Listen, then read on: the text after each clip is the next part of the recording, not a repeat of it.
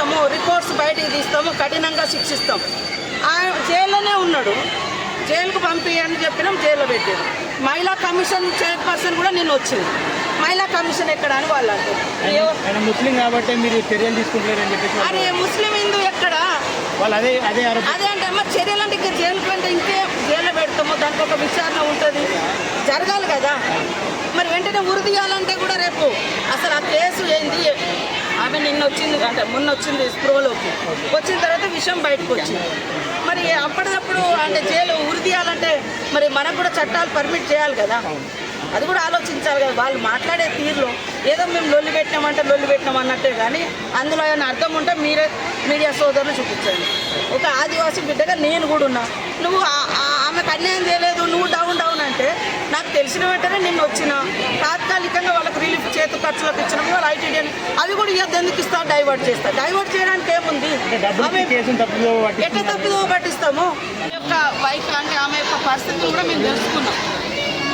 అయితే ఆ రోజు ఆమె నిన్న మాట్లాడినప్పుడు ఏమన్నా జరిగిందా, బట్టలు ఇట్లా చింపి ఏమన్నా అట్లా మీద పడాలంటే నా దృష్టికి ఆమె చెప్పింది వాళ్ళ కొడుకే మాకు ట్రాన్స్లేషన్ చేసింది, అలాంటిది ఏం జరగలేదు, నన్ను కొట్టిర్రు, నా మెడలో ఉన్న తీసుకెళ్ళిరు అన్నది. ఒకవేళ అట్లాంటిది కూడా జరగవచ్చేమో అని మేము వెంటనే పోలీసులను కూడా ఆ యాంగిల్లో కూడా రేపు జరిగిందేమో ఆ యాంగిల్లో కూడా మీరు కేసు పెట్టండి, అట్లనే వెంటనే ఉంటూ మరి నేనేం చర్యలు తీసుకోవట్లేదు, మీరు ఎందుకు వాళ్ళను డైవర్ట్ చేసింది ఏముంది, నేను నిన్న మాట్లాడిన దాంట్లో స్పష్టంగా చెప్పినాం ఆమె జరగలేదన్నది. ఆయన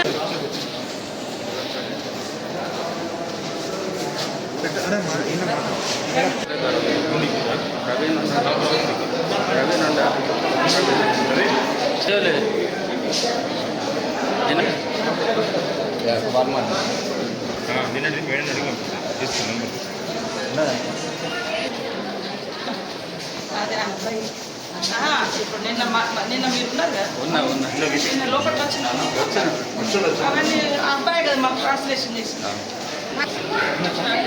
మీరు వెంటనే